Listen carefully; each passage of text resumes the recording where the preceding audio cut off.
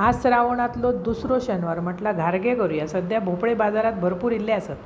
50-60 रुपयान भोपळो आणलंय, स्वच्छ धुतलंय, पुसलंय आणि असं तासून घेतलंय. बियो काढायचे आणि भोपळो व्यवस्थित तासून छोटे छोटे त्याचे तुकडे करायचे आणि ते कुकराक लावून उकडून घ्यायचे. जरा पाणी घाला आणि 3 शिट्ट्यो काढून किंवा 4 शिट्ट्यो काढून उकडून घ्या. नंतर एक कढई घेतलं, त्याच्यात तो उकडलेलो तुकडे ठेचून घेतलं. 1 वाटी किस झालो, त्याका 1 वाटी गूळ, चवीपुरता मीठ, 2 चमचे तूप, वेलची पावडर, सगळा व्यवस्थित मिक्स करायचा. नंतर गॅस पेटवून वर कढई ठेवायची म्हणजे व्यवस्थित गूळ वितळता बरो.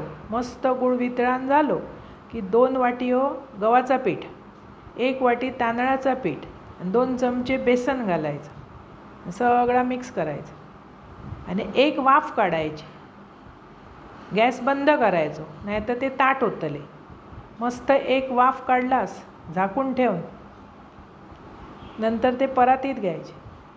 तुपाचो हात लावायचो. जरा गरम असतानाच आधी पेल्यान ठेचून घ्यावा आणि तुपाचो हात लावून मस्त रगडून पीठ मळून घ्यावा.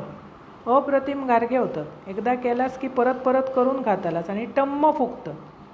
परत जरा तूप लावलं आहे आणि रगडून मळलं. जेवढं तुपाचो हात तितको सुगंध भारी. नंतर असे बारीक बारीक लातये केलं आणि पोळपाटात लाटून घेतलं आहे. थापूची काही एक गरज नाही. मस्त असे लागशात ना, आपण पुऱ्यो काढतो तसे काढून घ्यायचे.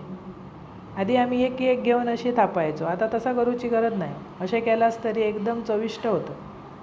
नंतर 2-2 सोडून तेल अगोदर तापत ठेवले. टम्म फुगतं, एकदम भारी चवीक लागतं. तसे करून बघ आणि कितकेही खावचे हो. हे 2 दिवस रवले ना तरी मऊच रवतंच.